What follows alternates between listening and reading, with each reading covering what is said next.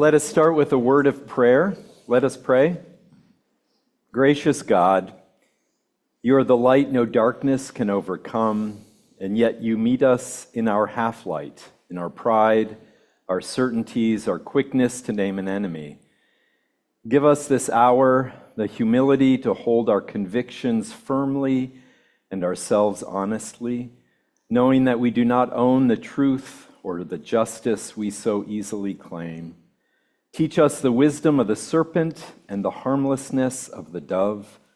Bind us to one another and to our neighbors in the common good, that out of our many we might be one. We do not ask for easy answers, only for honest hearts. In the name of the one who refused to make us his enemies, even from the cross. Amen. Amen.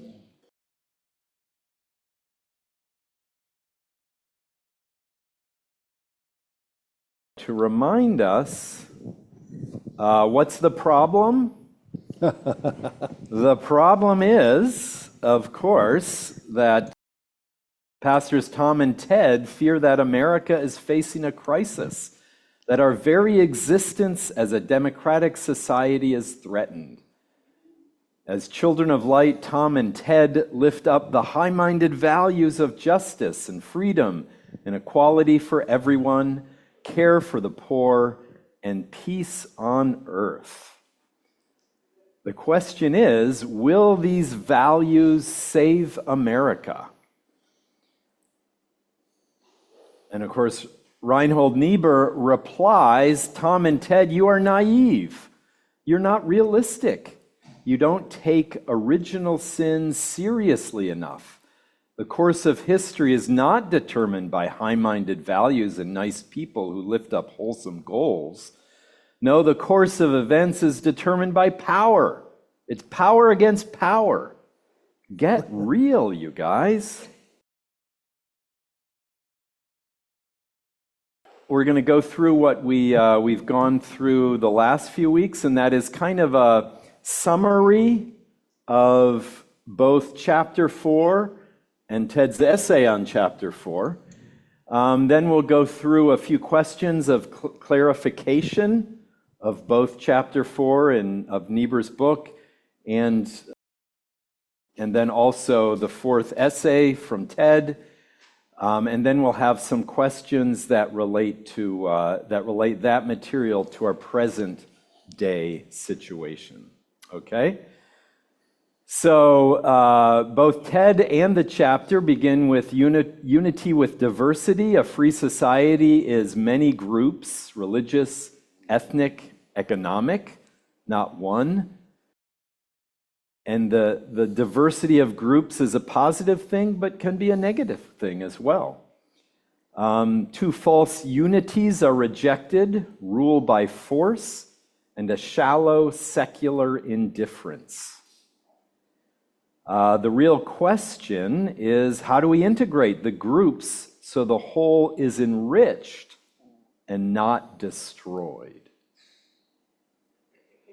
And please raise your hand and ask a question. Remember, when you speak, you have to have a microphone in front of you so that we can all participate. So, the shared diagnosis, both Niebuhr and Peters start from the same fact: society is plural. Common good holds plurality and unity together. The old e pluribus unum. Both reject coerced uniformity and hollow secular indifference. And three groups frame the chapter: religious, ethnic, and economic. Those are parts 2, 3, and 4 of chapter 4 of Niebuhr's book. And then next, Niebuhr's cure is religious humility. So this is his answer to the question. Proclaim your highest insight while confessing it is finite and conditioned. Pride that hides our finitude is the very quintessence of sin. The gravest peril is that idealist blind to self-interest in his own ideals. Humility is the true meeting point of democracy and deep religion. And then, of course, Ted seems to have a little bit of an issue with that. I have an issue. You have an issue with that. We'll get to more of that. But Ted's worry is that asking people to relativize ultimate beliefs is just plain unrealistic. Pushed to its end, it becomes an incoherent pluralism. Talking about relationships between religions, right? Religious groups. Yes, religious faiths, etc. Yeah.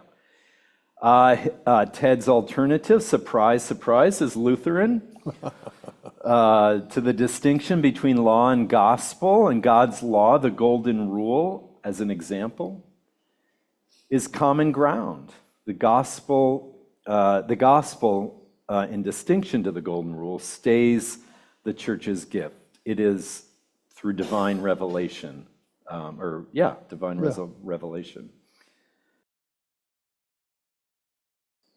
Then we get to the antagonist in the resolution, the enemy of both visions, friend-enemy politics, we must have enemies. Schmidt and Dugan, however you say his name, Dugan. Talks about this friend-enemy politics, and you quote him in your essay. The answer, humility. Refusing to absolutize self-interest, a shared common good. We do not own justice, we share it with one another and with God. So let me get into some of the questions that clarify this, because I think there's a lot there. So Niebuhr weighs 3 ways of handling religious diversity, First one is restoring one true religion. Second is secularism. And the third is keeping faith vital within diversity. So, does anyone want to talk about those? Sure. And how you understand it in your own words? On a surface level, I would guess he rejects the first one because you can't have the level of humility if you have the arrogance of thinking there's one true religion. Even though I think he's a Christian, isn't he? Who, Niebuhr? Yeah. Niebuhr is definitely a Christian, Yeah, yes. okay, but I think the issue of humility would come up in the first one, right? And the second one, of course, there's no God. Yeah.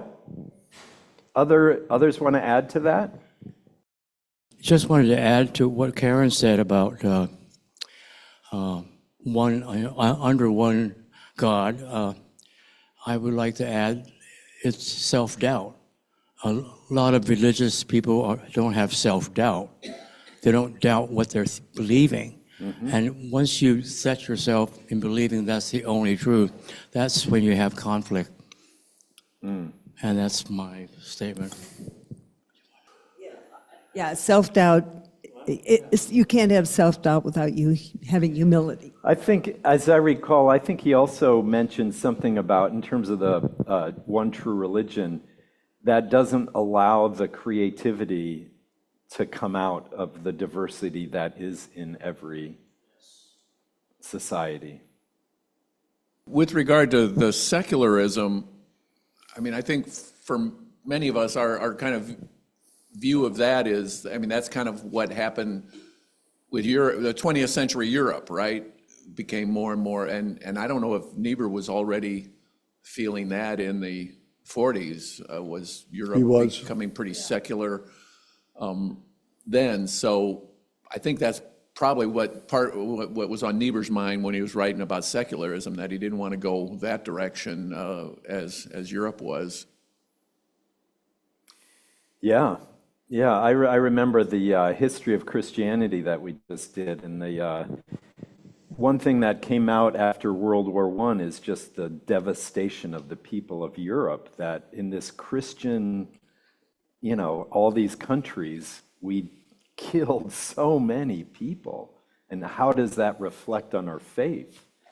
And I think between that and then World War II, I mean, I can see some roots to the secularism in their own experience. Well, let's move on to the second one. So this one gets at what's the difference between religious humility and religious indifference? And why does Niebuhr think a unity built on indifference is shallow? Anyone want to speak to that? I think of indifference as being just really not caring. So that means that there's really not a whole lot of thinking probably going into it. That's it. So you really don't care. Those are the people who don't vote. They're willing to just go along with whatever. Humility is recognizing who we are and the self-interest that we own, and admitting it and asking for the grace to live through it. Yeah, well put. I think with humility, it can also, there's an element of humility means a willingness to listen to the other points of view and, maybe work on, inside yourself, work on whether there's, any integration or, way to look for common bonds, common themes. And, indifference, you're obviously not doing that. But so humility has that component of the opposite of indifference in that you're listening and thinking about other points of view. Right, there's a conviction there. I mean, religious indifference seems to be very little difference from secularism. I mean, if you don't care, you don't care, and so you're not passionate about it. You don't believe it. You just whatever. Oh, I'm sorry. Religious humility. The interesting thing about your religious humility is it sounds really good. In that, if we're perfect human beings, we can have passion about what we believe, but be open to differences. The reality is, I think as humans, we're not very good at that. Matter of fact, we're horrible at it. I just wanted to add that back to humility, I feel that it's more like the awareness that you are being biased. I mean, your own belief system is not always in question, and it's the person that is thinking that has to be made aware that when they don't fool themselves and think that they are superior to anybody else. And so, as long as they feel that they are superior, there will always be people that are inferior, and they could be diminished. They're of no value. And that's when it makes it seem easy to kill someone for that reason. Because they're inferior. So they're just wasting our resources. Anyway, it's like social services. Those people should not have social service because they didn't pull up their bootstraps and make a living. They depended on big corporations, So Anyway. what about the second part of that question? Why does Niebuhr think a unity built on indifference is shallow? Well, I mean, my take on that is that he sees that as I said earlier, indifference. If you're really indifferent, you got to wonder how much you really believe in it in the first place. And I think that if you had a whole bunch of people who were theoretically religiously indifferent, they wouldn't be very strongly practicing their own religion, and nor would anybody else, and therefore it's shallow because you really don't care. I mean, at least with the religious humility, it seems to be you care about your faith, you believe what you believe, but you're open to hearing other ideas, you're open to that other people may feel different about it, but that doesn't mean you aren't still passionate about what you believe. The struggle becomes, as humans, that passion's a very fine line, and that, you know, that belief, when you have real belief, it gets really hard for us to sit on that line of, I have my belief, but I'm open. Right, right. I think, as I said, I haven't really thought this through, but the whole concept of the common good has to be built on strong principles that really come from our religious traditions. And without that core, there is that sense of indifference. And I think of this whole me generation, because you're not thinking of the common good and the fact that we are working together as community. If you're only working for yourself, there's no connection. And I think that makes it very shallow because there is nothing for us to unify around. Anyway, I think we can all maybe leave this behind and agree that indifference is by nature shallow, because indifference means not caring. And as defined, it means fundamentally not caring, and it means lacking interest, concern, or strong feeling in either direction. And not caring in its core meaning, the exact nuance, means not caring in either direction and no emotional investment in how something goes either way. So it's by its very nature shallow. So why don't we just leave that one behind? It's by definition, it's shallow. Mm-hmm. So case closed. Thank you, Barbara. I'm going to open it up. Let's move. Go ahead. You know, I was going Quickly, to talk about 'cause we're gonna move how on. people become indifferent about something is when you keep advertising about something. Like I was growing up in the 60s and 70s, and Black Power, soul, and all that stuff that came out, and they commercialized it and made it into a product. And that's when we became indifferent to it, because every time we hear it too often, and we don't think about it anymore. It's repetition. And you know, Adolf Hitler did that, you know, but it had the opposite effect. He kept saying, oh, you guys are a superior race, you know.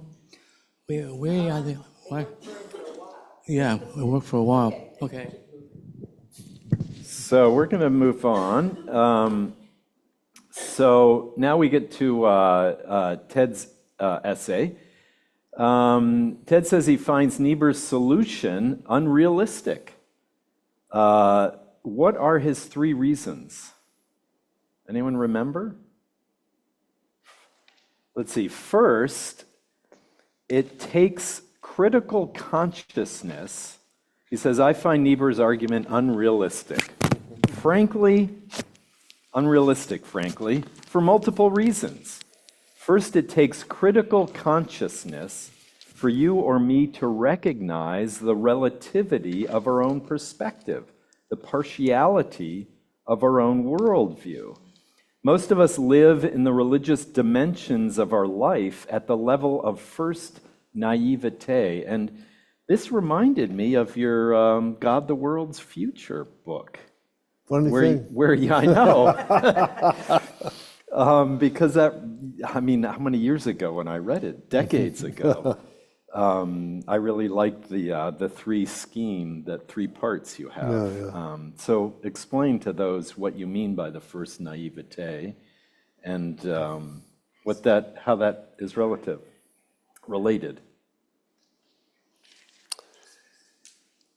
Some of us, not all of us, in modern society go through 3 stages of faith development. The first one is the first naivete, and I have to tell my daughter I can't talk to her right now.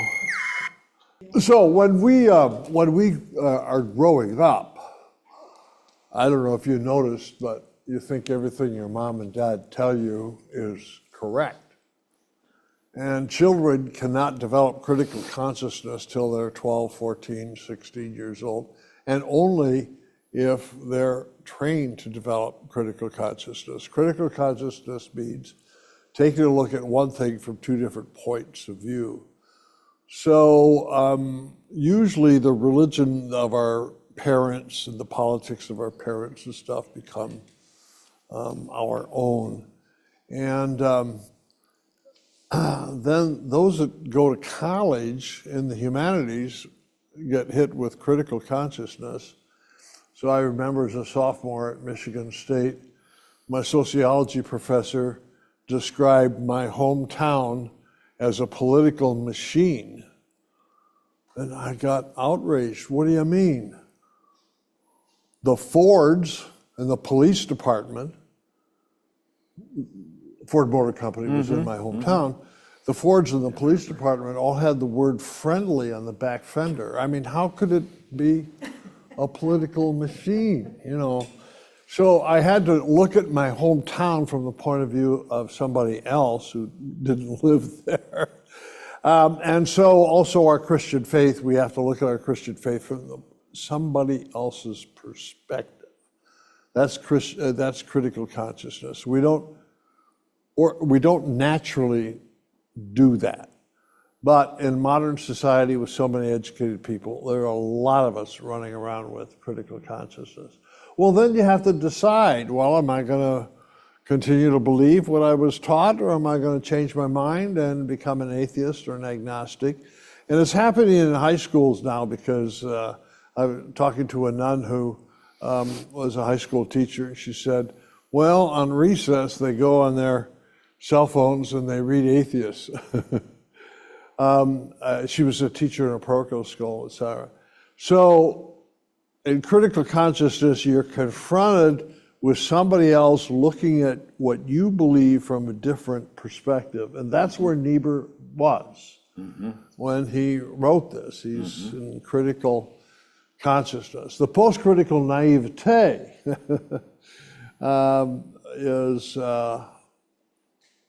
the product of a decision. I am going to go back and I'm going to reaffirm the faith of my mother and father, or the religion that I grew up with, or what have you, and live out of the meaning of that. And so I am a post-critical, second naivete Lutheran, because I live my life out of what the Lutheran symbols, and I find that more meaningful than any of the alternatives. So Reinhold Niebuhr was actually post-critical, second naivete, and he would say on occasion, you know, I have looked at every other worldview. I've looked at Marxism, I've looked at Catholicism, I've looked at this, I've looked at that, and you know what? The Christian faith has the best purchase on reality. That doesn't make it absolute, but there's nobody who understands reality better than the Christians. And so you can see that's a very finite judgment, that you rank various worldviews, and if you do that fairly, says Niebuhr, you'll see the Christians got the better product. You were talking about advertising. At any rate, so that's my three stages. And Reinhold Niebuhr is definitely in stage 2 when he writes this, critical consciousness. And so where I debate him is, he says, look, if you have critical consciousness, you have your perspective as a Christian. Now what you want to do is you want to avoid running over with a bulldozer people who have a different perspective. So you have to honor and respect their perspective. And then he says, get humble. Now he has actually a theological reason for saying that. God is infinite, and your and my mind is finite. So your and my mind cannot comprehend God. So if you make an absolute claim to be absolutely true about God, you lack the humility you should have before God, who is finally a mystery. Okay, that's fine. I mean, that's kind of built right into the first commandment, isn't it? You know. But then the next step is where I don't want to follow him. Well, for that reason, then, you should honor and respect everybody else's perspective. Wait a minute. I think that's a non sequitur. And as I say in the article, I think it really led to some misleading things in the 1980s and 90s that Niebuhr did not anticipate. So I don't really blame him for what happened to our seminaries in the 80s, 90s. Back when you were getting trained. Back when I graduated. That explains it. Okay, so This is where you bring in John Hick. John Hick, yeah. All right. Religious So pluralism. we got the doctrine of religious pluralism that developed in the 1970s and 80s, which eventually made it into the seminaries, and actually is still there. Made it into popular culture. And popular culture, oh yes, you know. All the same. Right. The Son of God, Jesus and Buddha and Confucius and Gandhi, yeah, stuff like that. Well, it goes like this. We got to stop the damn Christians. The damn Christians are so powerful culturally and politically. Got to stop them in order to make room for the resurgence of Islam and Hinduism and Buddhism. How are we going to do that? Well, we'll convince the Christians to stop being so arrogant. And they got all this Jesus Christ stuff. If the Christians would just demote Jesus Christ, kind of put it aside. Hold that closer. If the Christians would just get rid of their Christology and their Jesus Christ stuff, and maybe believe in God. If we just do that and then talk about God, well, we could, unite with other religions that believe in God. Of course, you don't notice that Buddhism doesn't believe in God, right? And the Hindus believe in 330 million gods, and so it's a little bit incoherent, the whole thing.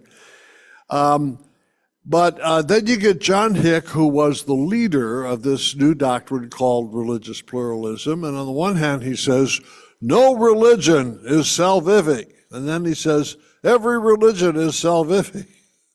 I want to say, I think we have a little contradiction here. And all of it is aimed basically at putting a fence around the Christians to get them to stop. You really think that? Yeah. Well, actually, I met John Hick, and he explained how he came to this. Oh, Here's from the way. the source. Yeah, well, yeah. Here it is. I didn't know that. Yeah, he's British, and there were in the British school system, children go to Anglican instruction at certain grades in order to learn how to be members of the Church of England, and the Catholics, they have their and they had a lot of immigrants from Islam countries, and they had to take these Christian courses in the public school system. So he was part of a little committee that tried to get them to teach Islamic courses for the Muslim students. So that's kind of where the whole thing arose, kind of the anti-Christian hegemony period, and eventually it developed into this doctrine of religious pluralism. My own position is I don't think we need to be humble about Jesus Christ. Just think of all the symbols, King of Kings, Lord of Lords. That's not exactly calling for humility. I think humility, there's an authentic humility within Christianity, part of which Niebuhr gets, over against the glories of God, We're humble. In the process of loving other people, we're humble. So then, what Niebuhr didn't see that we can see, I think, and it's illustrated in large part by the ecology movement beginning in the 1990s, when finally the Christians kind of got on board after 40 years of ignoring it, the ecology problem, suddenly we found that leaders in Hinduism and Buddhism and these other religious traditions, they wanted to get on board too. They wanted to save the planet. And we found that it's easy to work with people of different religious traditions on significant moral issues. It's not hard. They get it. And so there's a lot of cooperation. So that's why I thought, and Niebuhr actually would not disagree with this, go for the strength within a religious tradition. Don't deny what you believe, but affirm what you believe, and you'll find something like the golden rule as an axiom, a moral axiom. You'll find a version of it in almost every major religious tradition and philosophy. And Luther just happened to have said once or twice, the golden rule is God's morality written on the hearts of all the human beings, regardless of where they are. So what I want to say to Niebuhr then is, don't weaken Christianity by pretending that somehow or other what you affirm is not true. Rather, affirm something you believe to be true, such as golden rule, and you'll find you'll get partners outside of the church. So this goes back then to a question you didn't ask yet. And Please ask it then. if we go to the 1770s and 1780s, My mind was elsewhere. yeah. And these geniuses in Philadelphia and elsewhere that are trying to prepare the U.S., what would become the U.S. Constitution, they want to avoid having state churches such as they had in Europe. The state of Virginia wanted the Anglicanism to be the state church. Maryland wanted Catholicism, etc. And of course, they wanted to forbid all the state churches. But they knew that society could not function without a strong moral base. How can we get the strong moral commitments of these religious traditions different from each other to contribute to the fabric of a single American society? They talked about this really quite a bit. So they were opposed to the empty secularism that Niebuhr was talking about. They did not want an empty, vague, indifferent secularism. They wanted a strong moral base. And the trick was, how do you get these different religions to do it? And they were reasonably confident. Anglicans, Catholics, they're all going to support a strong morality. And my bottom line is, Reinhold, instead of asking us to deny something about our religious tradition, let's ask us to affirm something about it, and we'll be able to find partners outside the religious tradition on that. Golden rule was just an example. So that's Ted's argument. One of the struggles, Ted, with what you just said is that in 1770s and 1780s, our founding fathers weren't dealing with what we deal with today. Then they dealt with Catholicism versus Lutheran versus, they didn't even have, they were all bodies of Christianity, but they were all Christianity. They weren't dealing with Islam and Hindus, and that didn't exist then. That's right. And so now we're dealing with all those things thrown into the mix too. That maybe it doesn't change anything, but it complicates it some. It really, really does complicate it. I used to teach world religions, and the religion that scared me the most was Islam. So authoritarian, and it kind of denies almost everything we hold near and dear. Then about 20 years ago, I was asked, about 20 years ago, I was asked to serve as a consultant for the Islamic Organization for Medical Science in the Middle East. And I had a couple major meetings with Islamic scientists and theologians. And to my astonishment, they all affirmed human rights. Human rights, where'd that come from?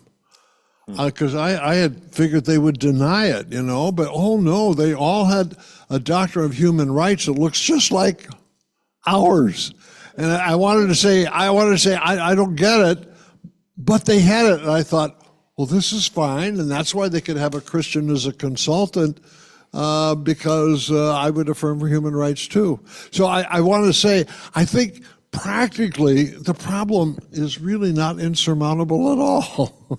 I mean, Islam doesn't have human rights as we see it. They don't value women. They don't.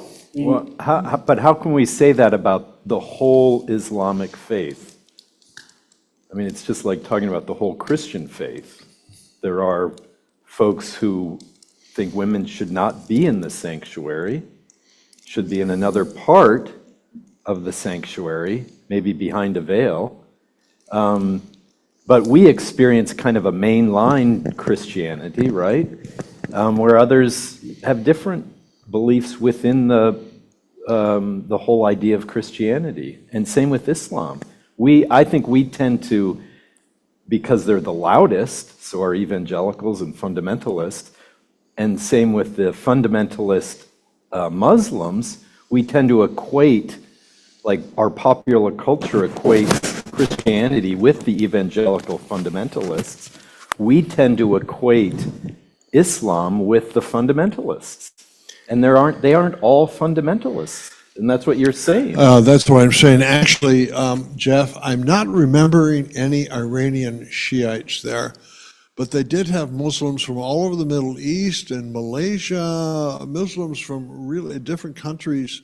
And like I say, they were all happy with human rights, even though I have to just tell you about my favorite was a woman from Riyadh, Saudi Arabia.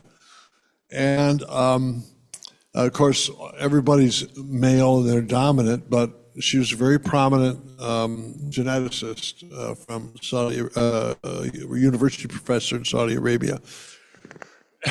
She sat there with tension, and I would go over talk to her and tell her, all these men, those patriarchal, she had the same sort of like feminist response that you would expect here in our society. So they're going through that tension. But again, if you're referring to the Shias in Iran, probably it holds. But this was an international group. I guess I hear you on that, but if you look at Western countries who are dominated by Christian beliefs, those countries are by far much further down the spectrum of granting human rights across the board, Correct. across the races. Not perfect, but much further down that path. Yes, Iran sits there as a horrible situation, but Afghanistan is there. Saudi Arabia, that you mentioned, still has quite a few restrictions on women. Yeah. So, as do a lot of Muslim countries. So, when I look when religion influences governments, Islam comes out as a much more restrictive in its approach to people and how it deals with people and the rights it gives to people.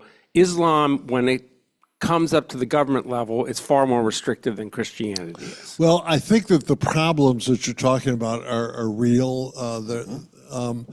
But we're going to have problems of one kind or another. So is there, what Niebuhr wants us to do here is somehow or other find community, enough of a bond so that we can work for the common good despite our diversity. And I want to say my recent experience has been more positive than negative. That doesn't mean there are not problems. But I've been, let me just say, pleasantly surprised in the last couple decades that I can work with Muslims just like Hindus, they're the easiest ones, Hindus and Buddhists on these issues. And even in Buddhism, you don't have theologically a reason in Buddhism for human rights, but most Buddhists affirm human rights for whatever reason. So I just want to say, I think that the thing to do, which is different from Niebuhr, is to look for positive affirmations within each religious tradition, lift them up, and make them the connectors. I think it's going to work. I'm not a pessimist about that one. And I don't think the Christians have to stop being Christians and say, oh, I won't mention Jesus over here, but I'll mention human rights. I don't think you have to do that. I think human dignity, human rights, these kinds of things are widely enough accepted that they're good enough to pursue this. And that's the opposite of an indifferent secularism. Well, let me just say, I'm doing the best I can as a child of light. I may still be naive. Yeah, on this point of looking at Islam, you certainly have Christians, Pete Hegseth's pastor, who wants to restrict women every bit as much as Saudi Arabia. Maybe if you look at wearing veil, one specific tangible thing like wearing veils, oh, we don't want to do that. But women can't vote. They can't do anything separate from their husband. Their husband gets to decide. And so it's not, and on the other hand, you have plenty of Muslims who don't believe in wearing veils and things like that. So use the word spectrum at one point in your thing. There's a spectrum, and that spectrum is in all religions, and there's some parts of Christianity that scare the hell out of me. Well, it seems to me that goes back to, as you look at the spectrum, the more extreme you get in your religion, and I think this is where you get into humility. If you are so extreme in your religion that you have no humility, and you are certain that everything is one way and one way only, and you're unwilling to allow any other viewpoint, to the point of forcing people that aren't part of your church or whatever. It's one thing to say, I'm going to live this way, and I married a woman or whatever, and we're going to live this way. It's one thing to say that. It's another thing to say, now I'm going to run a government that now forces everybody to live this way, whether I believe it or not. And that's where I see across religions, but especially in Islam and Christianity. I think Buddhism and those are less that way, although you look at India, maybe you're not so certain about that. But the more extreme it gets, the more it goes back to humility. The less humility they have to think that anybody else could live any other way and they're okay with it, but everyone has to live one way and one way only. That's where you really start to run into struggles, because you want to force everybody to do what you believe. Yeah, that's right. And that's why all neo-Orthodox and all liberals are opposed to fundamentalism. Right. In its various forms. In the 1970s, Martin Marty at the University of Chicago started his fundamentalism project and used the word in the plural, fundamentalisms. And they looked at fundamentalism in Christianity, in Islam, and these various other groups, just to make your point that you can find it in almost every social, cultural context, regardless of what the religious belief system is. Yeah. So you quote this gentleman, John Moorhead. Yeah. Where he writes, in a pluralistic democracy, strong public expressions of religious conviction often trigger fears of supremacy or cultural takeover. These fears are not merely about power, but about mattering, who belongs, whose story defines the nation, and whether one group's flourishing implies another's erasure. Christian nationalism and Muslim public religiosity are often analyzed separately, but they operate within the same deeper rivalry over meaning, identity, and the public good. So there's a dynamic there. This is a dangerous moment right now as we think about America's crisis, and I don't think it's well enough understood that the anti-Christian nationalists, which are mainly children of light, fear that Pete Hegseth's religiosity will be demanded on the part of all of us. And that makes everybody who's not a Christian nationalist anxious. And Yeah, what?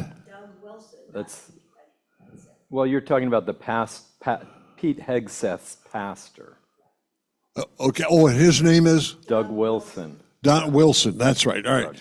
Now, I think, and you can correct me if I'm wrong, Sharon, that Wilson and some of the others pastors in this group are trying to stir up hatred against Muslims. And the way they're doing it is they're taking a look at these pockets of Islam in different parts of the U.S. who allegedly are trying to institute Sharia law. And Sharia law is for Muslims only and not for the rest of us. And if I go to their websites, these pastors are trying to stir up hatred by capitalizing on anxiety.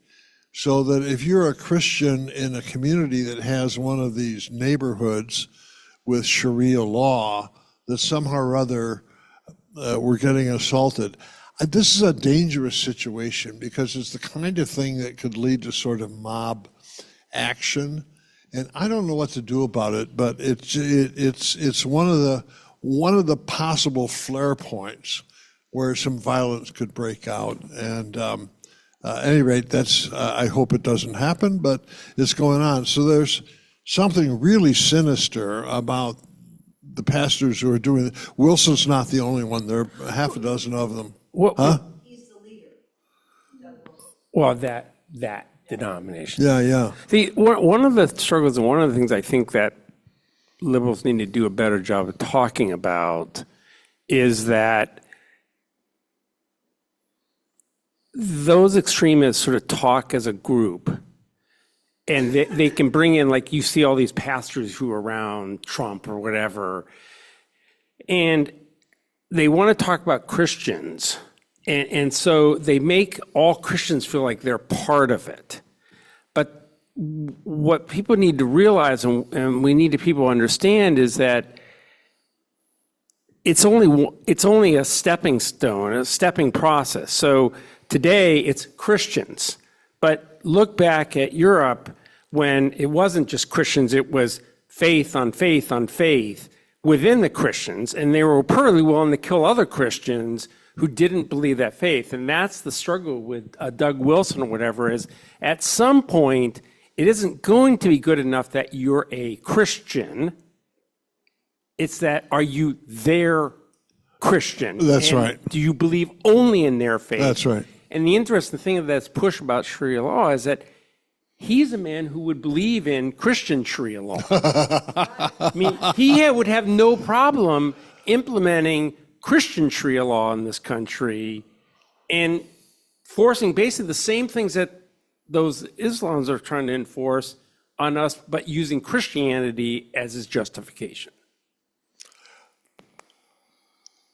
I think that's a good description, A, of groups in general, not only the Christians. B, Wilson would have his own Christian Sharia law that would take the same form of what he's criticizing in what he's criticizing in terms of his imagination about actual Sharia law.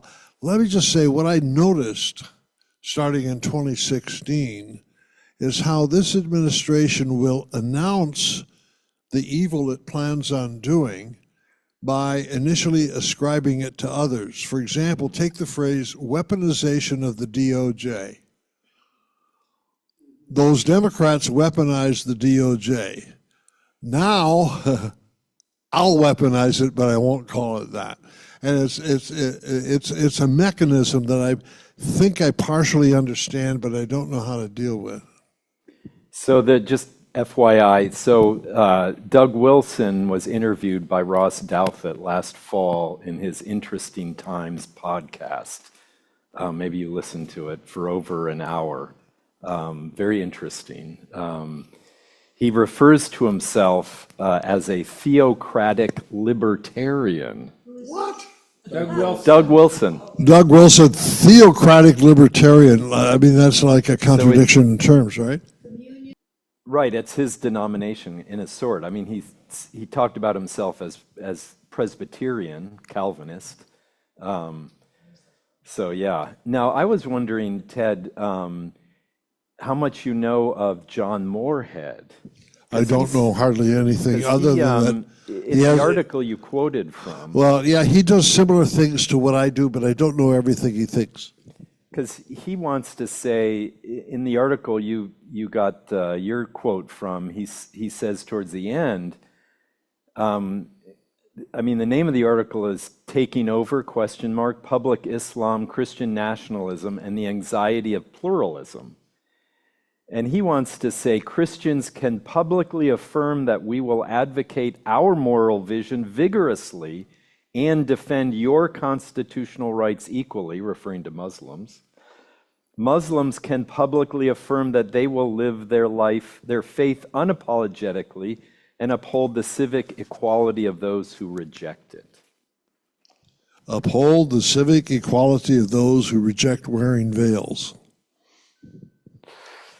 One of the struggles is interesting. I had a professor as an economics major, and I had a professor that wrote a book that talked about how do minorities gain so much power. And his argument was minorities gain power because they have passion behind their movements, and therefore they gain more power than the majority of people who sit in the middle and kind of go, I don't feel passionate either way, hence why we have 25% Democrats in this country, 25% Republicans, and 50% others. And that 50% others don't really make a big difference because they're not motivated enough.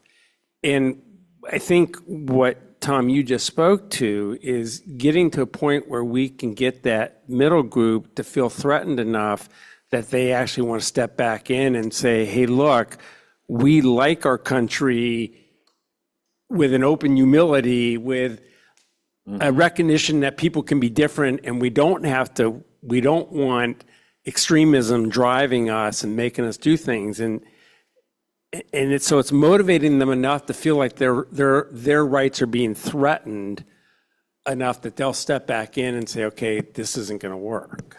Yeah, I mean, I feel like, the religious pluralism you talked about, I feel like in the last couple decades or more, folks are struggling to get beyond that and to say, my faith has integrity, it's important, it's true, so does yours. Let's work together on things we can work together on. We can both be strong and proud of our beliefs, and we don't have to put the other down to lift ourselves It is up. working in where I am in Berkeley, where you were. Yeah.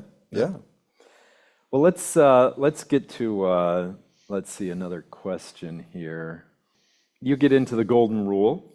It says Ted claims God's law, the golden rule, is enough to inspire community and curb violence in public life, even for non-Christians. Hopeful realism or more naivete? Looking at our current economic and political conflicts, does the golden rule have any traction? And whose job is it to keep it in play? What do we think? Well, Ted, so you first, just can't get out of your naivete. given our discussion here so far, my first question would be, does Doug Wilson, or I would broaden that to say the really fundamentalist thinkers who are so about, I know the absolute truth and I'm not happy if other people aren't believing exactly the way I am. Okay, so how do they talk about the golden rule then? Does Doug Wilson have anything to say about the Sermon on the Mount?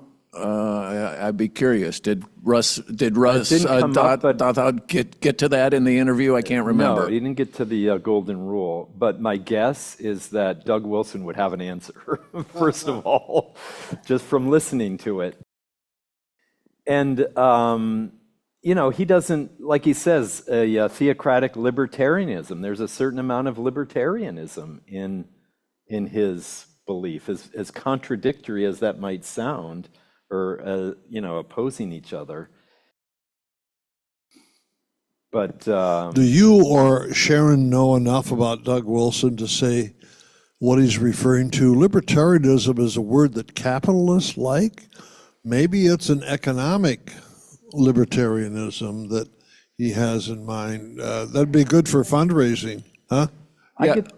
And what I would also worry about is maybe Doug Wilson thinks he's a libertarian, but then put into practice by people like Pete Hegseth, I don't see a lot of libertarian principles in the way they talk.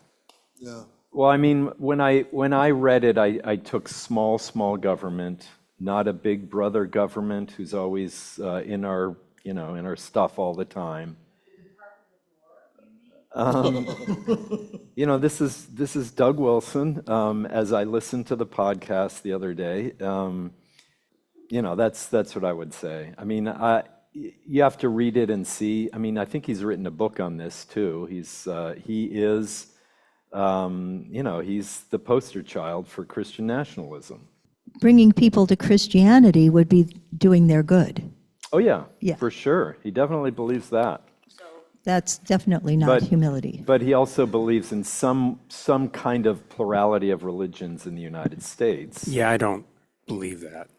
I believe he that. says I hear what he says. Right. But I think those people say what they need to say to not set the world on fire. Right, But I mean- as they get more power, you can already see it. As they get more power, they're already starting to push their beliefs further and further on people. And so I think it's just a matter of them playing polite until they get enough power that they can push what they want to have happen. I mean, that could be. I'm not necessarily worried about the power he's gaining. I mean, I know we have a defense secretary who belongs to his church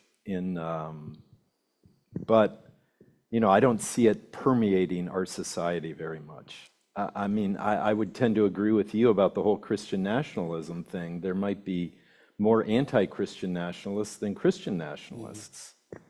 Well, there's actually a much bigger group, not just the Doug Wilson's church, but there's, before he became prominent this year, there's a looser group called the New Apostolic Restoration, something like that, NAR. And this is what Mike Flynn, and they were doing these big rallies before the 2024 elections. Michael Flynn was a big speaker at the rally. But there are a lot of Republican congressmen who are part of this. And so this is a much bigger network than Doug Wilson's network. And they would also, to my thinking, you listen to the way they talk and what they're in favor. They're clearly Christian nationalists. Well, I would. The only thing I would say is that I don't know how they I interact with think, Doug Wilson, but I'm worried about the NAR a lot more than Doug Wilson. I think Christian nationalists, Christian fundamentalists are overrepresented in our Congress in terms of the general population. But the struggle of that is the way that our elections are set up and our primaries are set up, that drives them to power, again, because both on the Democratic side and on the Republican side, first, we only have two parties. Majority aren't part of either one of those parties. And those parties through primaries are ruled by extremists. So the extremists who get elected start in the primaries, and then once they get to in most of the way that we've structured our elections, once they get to the general election, they're elected. Because now there's no one else to vote for. It's a similar dynamic it's this kind of dynamic of the both parties, the extremes. I agree. The ones who are elected, who are voting in the primaries, Right. and who tend to elect on a more local level, and put their people in Congress, and then we have a presidency where you got to be kind of, down the middle to some degree, or slightly right or slightly left of center on the political level, or I mean on the presidential level. And it is the dynamic we're going through right now. And it's kind of like this, these, they're in a sense identical extremists. Well, and I think that's something for us. We have a much liberal group here, a liberal community, but I would challenge liberals. You need to understand that the Democratic Party has got the same extremism that the Republican Party has. I mean, I have a cousin who's very active in the party. She is an outright communist. And she will say, I'm a communist, I'm pushing the Democratic Party to become communist. And that is there in our politics. And so we need to understand that it exists on both sides, and the way we're structured is absolutely pushing both parties to the extreme right now. I don't get it. Are the Christian nationalists even reading the New Testament? I mean, have they ever heard of the Sermon on the Mount? I don't understand where they're getting the term Christian. I'm sure they could quote chapter and verse. How do they get the term Christian in their Christian Well, nationalism? first of all, they probably don't refer to themselves, too many, as that. Christian nationalists, They refer to themselves as Christian. for sure. Absolutely. I asked Google AI the same question I asked before. Does Doug Wilson believe in the Golden Rule? Yeah. And AI says, yes, Pastor Doug Wilson believes in the Golden Rule. He accepts it as a biblical principle, though he emphasizes that it must be properly interpreted and applied. So, Well, thank goodness. You've got to challenge yourself on both sides, because from their perspective, what you may say is crazy making.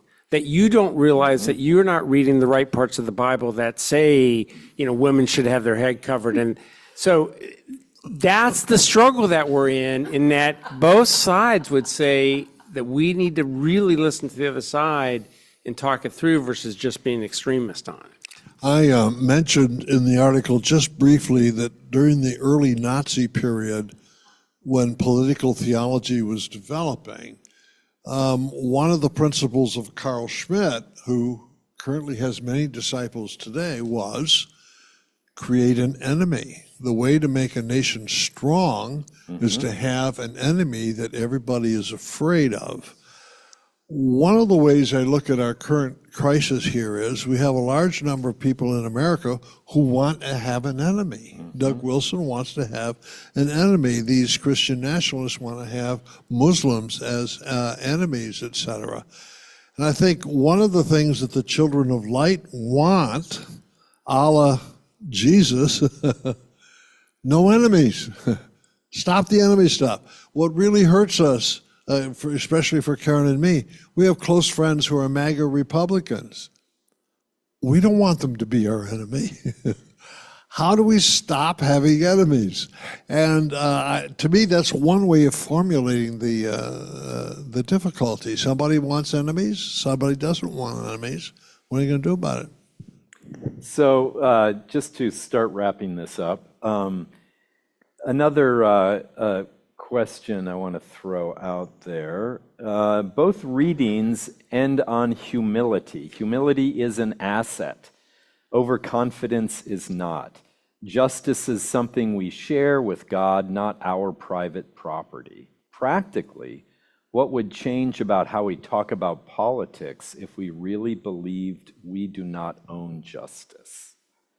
I want us to think about that, and to think about if a neighbor asked you this week, given everything that's happening, what does your faith actually tell you to do about it? If your neighbor asks, given everything that's happening, what does your faith actually tell you to do about it? How would Niebuhr and Peters together shape your answer? So these two questions on humility and then on talking to our neighbors. The church that we belong to in Southern California, their motto, their whatever, was love God, love one another. The gospel today shockingly made it clear that we're supposed to wipe our feet on the doorstep and of those who deny what you're saying and just dust them off and say, you're going to hell. I mean, basically, that's what it said. It kind of shocked me, but it said, if they won't listen to you, it would be better for them in Sodom and Gomorrah. I mean, remember, it was a pretty harsh statement there. Yeah, I remember reading the gospel this morning, and I thought, for Barbara's first Sunday back in a while, this is quite a doozy. I think you're gonna know. love You this didn't one, address that Barbara. either. You just, I said, what is he going to say about this I have one? to give you a thought about that comes from my critical consciousness. What is he going to say about So this one? Luke wrote the gospel, and then it didn't go to the printing press. It got copied over by hand and by hand. I think one of the copiers just stuck that in there. There's a colossal mistake that Jesus wouldn't have made. Jesus says, don't go to Samaria, don't go to the Samaritan town, go instead to the lost sheep of Israel. Well, wait a minute. Samaritans belong to the 10 tribes of Israel. They are Israel. So I'm wondering if whoever changed the text was ignorant of Israel. And so then the whole mood, which you guys are reflecting, is just the opposite of what you get from Jesus in the Sermon on the Mount. It's still the same Gospel of Matthew, but the whole mood is different. Now, the word compassion, which appears there, okay, we get that, but so at any rate, I don't want to jump to conclusions, but I think it was a forgery. I would not say that from the pulpit. No, you're right. Not if there's a fundamentalist in the. Even if I thought it. It's also in direct contradiction to Jesus' final command to his disciples, go ye therefore into all the world. Yeah. Well, the other thing I took just from the last paragraph of the reading today was, and maybe I missed it because I just took what I wanted to take from it, but it wasn't like, is that, you preached to them that, it wasn't like they were to preach you that you believe a particular thing, and if they don't believe that thing, then, then they're like Sodom. It was more about how you were received, how they treated you. And if they treat you badly, if they don't welcome you and feed you, then wipe the dust off your feet. So I don't know if that's a distinction that means a lot, but that's just sort of the way I absorb it. Give it your best shot, and if that doesn't work, move on. That's a really good way to take I think it. I could preach that. That's right.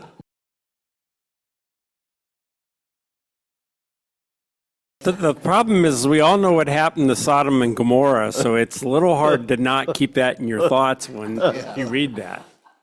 Yeah, there's a textual history there. Yeah.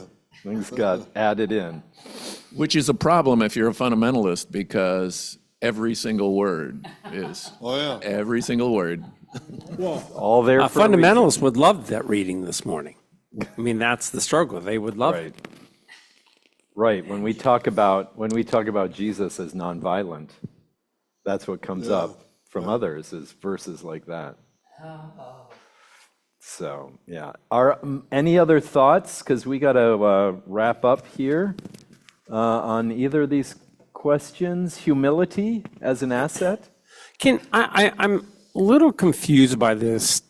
The end of that question says, if we really believe we do not own justice, but then up above it says in parentheses, justice is something we share with God. So do we or do we not, by this reading, own justice?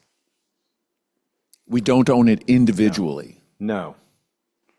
It's not individual property, Okay. private property. Right. Ted got into it a little last time in the sense that justice is like this ideal, Platonic ideal, that we can't grasp and hold on to and understand 100%. We approximate justice, right?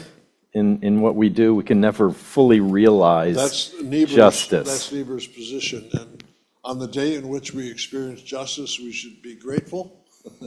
Yeah, read Ted's commentary from last week, because it was, it hit me like a ton of bricks, just near the beginning, the justice is not our private property or something like that. And I'm like, oh, yeah, that makes sense.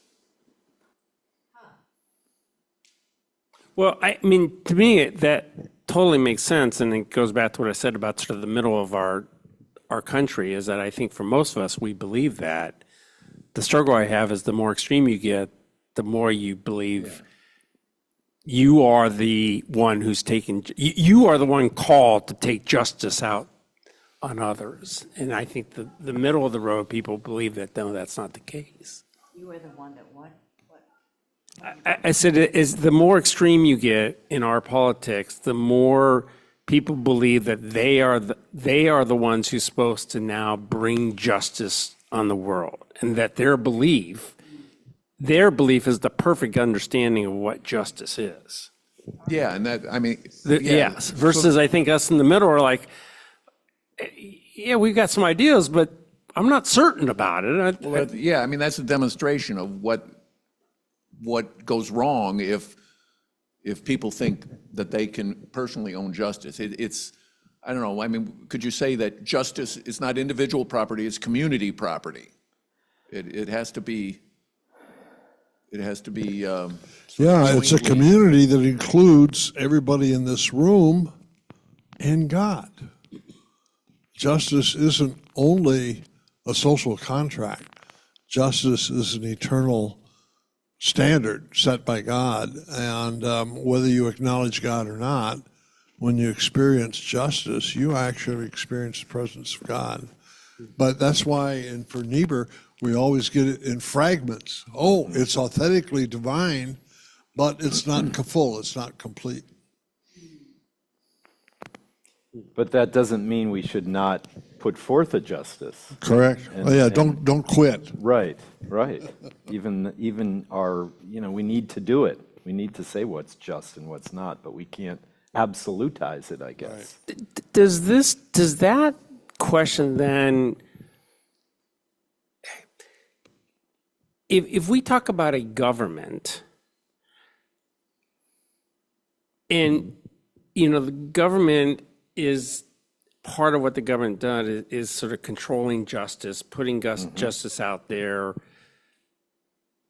If you say that justice has to come from God or is tied to God, and I'm not disagreeing with that, I'm just saying that becomes a challenge in a society that's supposed to be open to all religions, all thought, including people who don't believe in God.